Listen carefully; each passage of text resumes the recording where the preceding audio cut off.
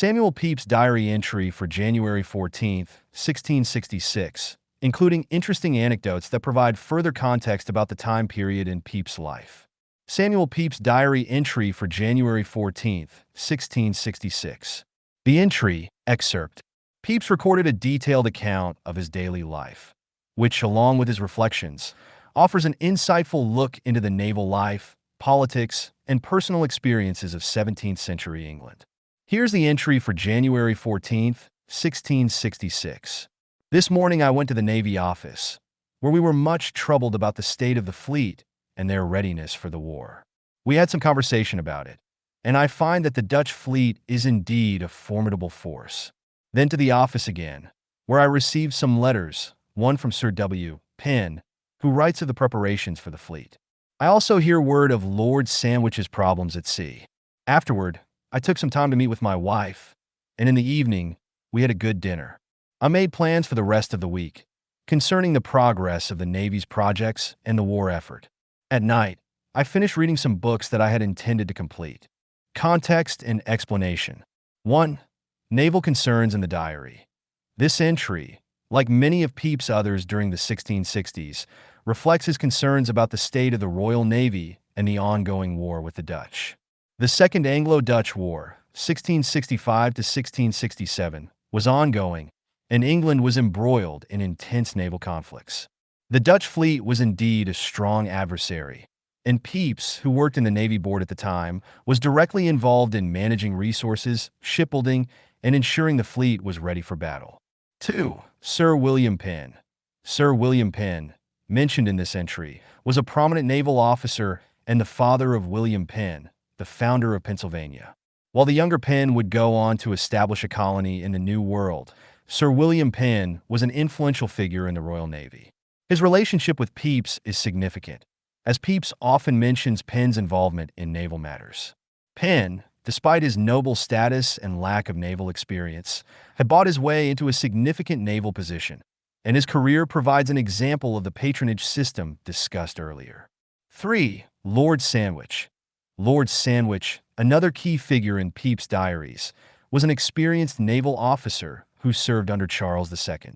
His troubles at sea during the time of this entry likely refer to the naval conflicts and difficulties experienced by English fleets during the war. Lord Sandwich would later gain greater fame in history as one of the officers involved in the Battle of Solebay in 1672. Pepys had a close relationship with Sandwich, and his experiences on the seas were of great concern to Pepys, particularly given the importance of the Navy during the Dutch wars. Interesting anecdotes from the same period. 1. The Great Plague of 1665. The year 1665 was marked by the devastating Great Plague of London, which Pepys wrote about extensively in his diaries. While there is no direct reference to the plague in this entry, it provides an important backdrop. The plague had a massive impact on London and the royal court, with thousands of deaths in the city. Pepys, ever observant, noted the daily changes, the efforts to deal with the epidemic, and the general atmosphere of fear and uncertainty. He recorded how people were fleeing the city to escape the plague, and how the authorities were taking drastic measures to contain it. At the time of this entry, the plague was still wreaking havoc, and this must have influenced Pepys' social life, making his frequent meetings and travels more precarious. 2. Pepys' relationship with his wife, Elizabeth. On this day, Pepys mentions spending time with his wife, Elizabeth Pepys. Throughout his diaries, Pepys frequently comments on the dynamics of his marriage, which was a blend of affection, frustration, and infidelity. While Pepys was in love with Elizabeth, he often struggled with his desires and had numerous affairs throughout his marriage. Elizabeth, aware of his behavior, often confronted him about his actions. Pepys' diaries provide an honest and detailed portrayal of his personal life, which was often turbulent but also marked by genuine affection for his wife. 3.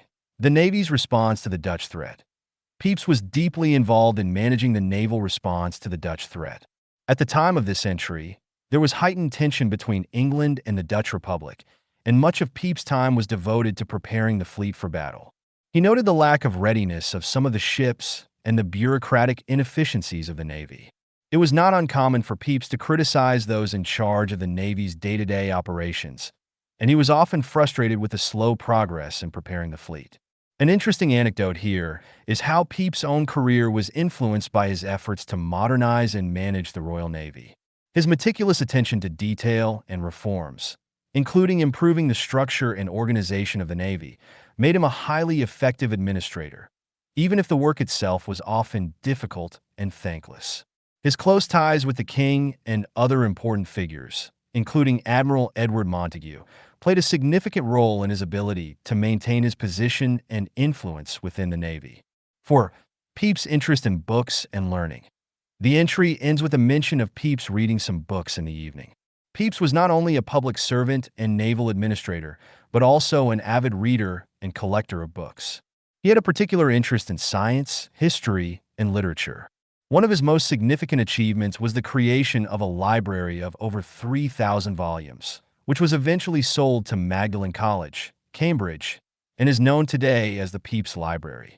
This library contains a wealth of manuscripts, letters, and books, and it provides a fascinating glimpse into the intellectual world of 17th century England. Pepys was an early adopter of new scientific ideas, particularly those of Isaac Newton and Robert Hooke. He was also interested in anatomy, astronomy, and engineering, all of which are reflected in the subjects he read about and discussed. His diaries provide a window into his intellectual development, and his passion for reading and acquiring knowledge helped shape his broader perspective on the world. In closing, Samuel Pepys' entry for January 14, 1666 reveals much about the state of England's military during the Second Anglo-Dutch War, his interactions with prominent figures in the Royal Navy, and his personal life.